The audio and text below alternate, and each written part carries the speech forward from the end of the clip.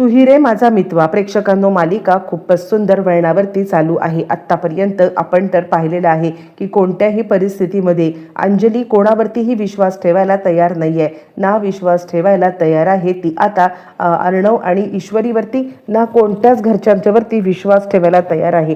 तिचा फक्त विश्वास आपला नवरा राजेश जो इतका नालायक आहे त्याच्यावरतीच आहे.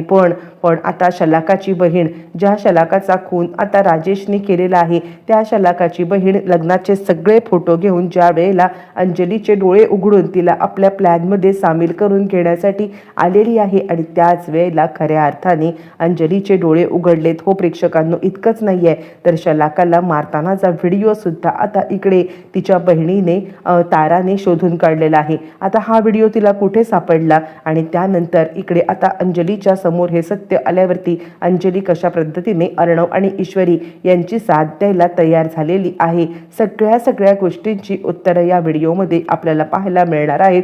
नक्की काय घडलंय, कसं घडलंय, सगळं सविस्तरपणे पाहू. इकडे आता अर्णवने शिर्केंना बोलवले आणि त्यांना कोणत्याही पेपरवरती जरी ताईची सही असली तरी सुद्धा त्याच्यावरती कोणत्याही प्रकारे तुम्ही आता लोन सँक्शन करायचं नाही आहे. मुळातच ताईच्या सहीने आता याच्यापुढे काहीही होणार नाही याची तुम्ही खबरदारी घ्या.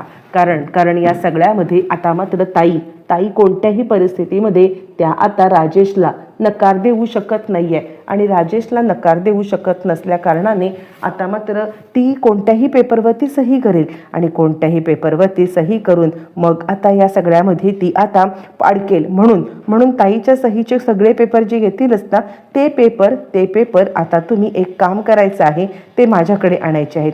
ताईच्या सहीचे प्रत्येक पेपर माझ्याकडे आणलेत ना की त्यानंतर मग आता मी त्याच्यावरती बघेन ते काय आहेत ते बघेन आणि त्यानंतरच मग ते पेपर साईन होतील. डायरेक्ट ताईच्या सहीचे पेपर साईन होणार नाही आहेत. मुळातच या सगळ्यामध्ये राजेशवरती बारीक लक्ष ठेवा आणि कर्ज म्हटलं तर आपण कोणाकडूनही कर्ज घेत नाही आहोत, पण मोठी रक्कम जर का तुम्हाला कर्जाची काही दिसली तर ताबडतोब माझ्या निदर्शनास आणा. आणि त्यानंतर ईश्वरी आणि अर्णव दोघं जण बसून आता प्लॅन करतात आणि त्यावेळेला ईश्वरी म्हणते, बघा हे जर का आपल्याला म्हणजे जर का या राजेशला एक्सपोज करायचं असेल ना तर सगळ्यात महत्त्वाची गोष्ट ही करायला लागणार आहे, ती म्हणजे अंजलीताईंना विश्वासात घ्यायला लागणार आहे. अंजलीताईंना जर का आपण विश्वासात घेतलं ना तरच अंजलीताई या सगळ्यामध्ये आपल्याला सपोर्ट करतील आणि आपल्याला सपोर्ट करून त्या या सगळ्यामध्ये आपली मदत करतील.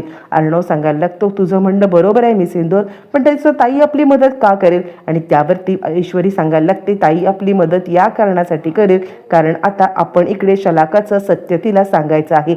मुळातच शलाका या सगळ्यामध्ये आता मात्र इकडे राजेशची बायको होती हे सत्य जोपर्यंत आपण आता त्यांच्यासमोर आणत नाही आहे आणि त्यांनीच तिचा खून केला हे सुद्धा समोर जोपर्यंत आणत नाही आहोत तोपर्यंत ती आता अजिबात म्हणजे ताई आपलं अजिबात ऐकणार नाही आहेत. आणि म्हणूनच त्यासाठी आपल्याला ताईंना विश्वासात घेण्यासाठी आता इकडे मदत घ्यावी लागणार आहे, ती म्हणजे ताराची. आणि त्याच वेळेला शिर्के म्हणतात, मुळातच आपण इकडे जर का शलाकाचे आणि त्यांचे काही लग्नाचे फोटो जर का दाखवले तर यावरती तारा म्हणते आहेत माझ्याकडे. मी ज्या वेळेला ताईचं घर आता हे केलं ना त्यावेळेला तिने आणि जिजूने म्हणजे तिने आणि राजेशने देवळामध्ये लपून छपून लग्न केलं होतं. त्यांनी ही प्रिकॉशन घेतली होती की कोणाला काही कळणार नाही किंवा कोणीही या सगळ्यामध्ये काहीही हे करणार नाही आहे. त्यांनी आता ताईला पूर्णपणे फसवलं होतं. पण ताईकडे काही फोटो आहेत आणि इतकंच नाही आहे तर आता त्या घरामध्ये त्याने खून केल्याचे माझ्याकडे पुरावे सुद्धा आहेत. आता जर का अंजलीताईंना विश्वासात घ्यायचं असेल तर आपण त्यांना आधी हे सत्य सांगणं गरजेचं आहे आणि त्यांना हे सत्य सांगितल्यानंतर मगच आता आपल्याला या सगळ्यामध्ये पुढे सगळं करता येईल. असं म्हटल्यावरती मग आता इकडे सांगायला लागतो, अर्णव एक काम कर, आत्ताच्या आत्ता ताईकडे आपण ह्यांना घेऊन जाऊया, हां पण राजेश इथेच राहील याची खबरदारी घेतली पाहिजे. त्यावरती ईश्वरी सांगायला लागते, बरोबर आहे सर, राजेशला इथेच अडकवून ठेवायचं. आणि त्यानंतर मी तुम्हाला अजून एक गोष्ट सांगते, राजेशला अडकवून ठेवायचं असेल तर आता मला नाही वाटत की ते एकटे आहेत, त्यांना कुणीतरी मदत करते, कुणीतरी साथ देते आणि ते कोण आहे हे सुद्धा आपल्याला शोधून काढायलाच पाहिजे. ते जर का आपण शोधून काढलं ना तरच या सगळ्यामध्ये आपल्याला म्हणजे खूप मोठा माहिती आपल्या धागादोरा हातात लागेल. पण जर का राजेशच्या मागे कोण आहे हे जर का आपण शोधून काढलं नाही ना तर आता तो राजेश पकडला जाईल पण त्याच्या मागचा माणूस नाही पकडला जाणार. कळतंय का? म्हणजे आपल्याला दोघांनाही एकत्रितरित्या पकडायला पाहिजे आणि त्यासाठी आपण आता काहीतरी करायला पाहिजे. त्यावरती आता इकडे सांगायला लागतो तो म्हणजे ठीक आहे, बरोबर आहे. तू जे काही म्हणतेस ना मिस इंदोर ते बरोबर आहे. आपण ताबडतोब हे करूया. आणि त्यानंतर खूप मोठा प्लॅन केला जातो. ईश्वरीला टोटली डाऊट आहे की या सगळ्यामध्ये वल्लरी मामी कदाचित सामील असू शकतात आणि म्हणूनच ईश्वरीने मोठा प्लॅन केलाय. ईश्वरी घरी आले आणि अर्णवला सांगते तो राजेश आता आपल्या तावडीतून सुटू शकत नाहीये. ऑफिसमध्ये सुद्धा आता त्याचा कोणी साथीदार असेल ना तर ते पण आपल्याला शोधून काढलं पाहिजे आणि त्यासाठी पुढचा डाव खेळला पाहिजे. वल्लरी हे ऐकते पण वल्लरी विचार करते सुंठे वाचून खोकला जाऊ दे, म्हणजे काहीही झालं तरी मी त्या राजेशचं नाव सांगणार नाहीये. त्यामुळे तो माझं भांडं फोडणार नाही, कारण त्याला कुठेतरी आशा राहणार आहे की मी त्याला या सगळ्यामध्ये सपोर्ट करेन किंवा बाहेर काढायला मदत करेन.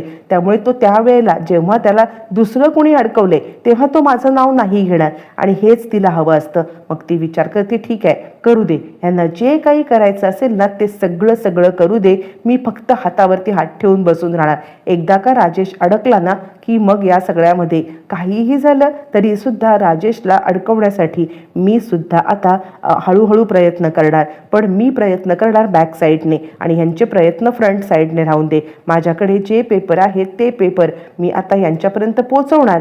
पण मी पेपर जरी पोचवले तरी माझं नाव कुठेही येणार नाही याची मी 100% काळजी घेणार. असं म्हणत मात्र आता इकडे मामींच्या डोक्यामध्ये काहीतरी घाणेरडा डाव चालू आहे आणि मामी या सगळ्यामध्ये अडकवण्याचा प्रकार तर करत आहेत पण स्वतः फोकसमध्ये न येता. तोपर्यंत मग आता इकडे अर्णव सांगायला लागतो उद्याच्या उद्या ताराची आणि ताईची भेट घडवून आणूया. एकदा का तारा आणि ताई या दोघीजणी एकत्र आल्या ना की मग आपल्याला पुढचं काम करायला सोपं जाईल. काहीही झालं तरी तारा आणि ताई या दोघी एकत्र येणं गरजेचं आहे आणि त्या दोघींच्या समोरासमोर आल्यावरती मग ह्याचं पहिलं लग्न झालंय काय झालंय हे सत्य समोर येईल.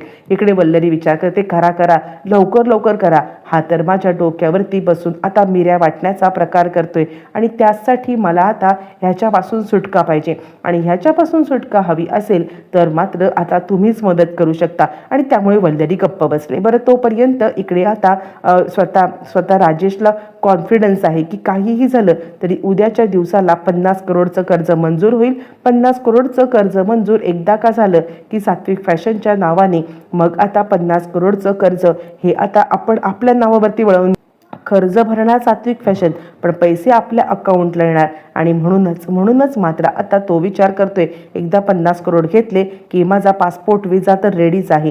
इथून आता छू होणार आहे मी. मग कोण तारा आणि कोण काय कोणी काही नाही. तिकडे आता पैसा असल्यावरती नवीन आता सगळं माझ्या हातात लागणार आहे आणि नवीन सगळं मला गवस निघालायला मिळणार आहे. आणि त्यामुळे काहीही झालं तरी सुद्धा मी या सगळ्यामध्ये आता ह्या गोष्टी सोडणार नाहीये. आता मात्र फक्त एक्सप्लोअर करायचं, फिरायचं, मज्जा करायची, जाम धमाल करायची आणि बँकेमध्ये पैसे ठेवून ऐश करायची. झालं. आता इकडे पुढे ईश्वरी आणि अर्णव यांनी एक पुढचं प्लॅनिंग केलंय. म्हणजे आता अंजलीचे डोळे तर उघडायचेच आहेत पण अंजलीचे डोळे उघडण्यासाठी एक नाही तर 2 पुरावे असतील तर अंजली याच्यावरती विश्वास ठेवेल असं त्यांना माहिती आहे. म्हणून हे दोघं जण आलेले आहेत. ते म्हणजे आता इकडे स्वतः त्या डॉक्टरांकडे आणि डॉक्टरांना सांगतायत की तुम्ही आता तुमच्यावरती त्यांनी आता असा हे केलेला आहे दावा, त्यांची स्मृती परत आली आणि तुम्ही त्यांचा अपघात केलाय असा दावा केलाय. यावरती तो आता डॉक्टर गडबडलाय. तो काय क्रिमिनल नाही आहे आणि त्यामुळे त्याची तत व्हायला लागलेली आहे आणि तो सांगतो नाही काय बोलताय तुम्ही. अहो ते तर आता इतके मोठे हे आहेत ना की या सगळ्यामध्ये त्यांचे आता मोठं रॅकेट त्यांचं आहे. अहो ते मी तर एक साधा हे आहे. मला त्यांनी धमकावलं आणि मला त्यांनी सांगितलं की आता तुम्ही इकडे या आणि मला सांगा लोकांना की माझी स्मृती गेलेली आहे म्हणून. असं म्हटल्यावरती अर्णव म्हणतो ठीक आहे, जर का तुला पोलिसांच्या पासून वाचायचं असेल आणि या सगळ्या प्रकारापासून वाचायचं असेल तर माझ्या ताईच्या समोर येऊन हे सगळं सांगायचं आणि त्यानंतर पोलिसांना माफीचा साक्षीदार व्हायचं. यावरती आता डॉक्टरकडे पर्यायच नाहीये काय. डॉक्टर या सगळ्यासाठी तयार झालाय. इकडे पुढे लगेचच इकडे आता आलेली आहे ती म्हणजे तारा येते. अंजलीला तो फोटो दाखवते शलाका आणि आता तिच्या म्हणजे शलाकाचा आणि आता इकडे राजेशचा आणि ती सांगायला लागते मी शलाकाची बहीण. आत्तापर्यंत तुम्हाला विश्वास बसत नव्हता ना. हे लग्नाचे फोटो आणि त्यानंतर त्यांनी खून केल्याचे पुरावे सुद्धा माझ्याकडे आहेत. ईश्वरी आणि अर्णव जे काही सांगत ते खरे आहेत. आता हा अपघात पण खोटा आहे. तितक्यात डॉक्टर पण येणार आणि डॉक्टर सुद्धा आता इकडे हा अपघात खोटा आहे, यांनी स्वतःचा अपघात घडवून आणलाय हे सत्य सांगितल्यावरती मात्र आता धक्का बसणार, तो म्हणजे अंजलीला. आणि अंजली या सगळ्या प्रकरणामध्ये साथ देणार आहे अर्णव आणि ईश्वरीची. कसं काय, येणाऱ्या भागात सगळं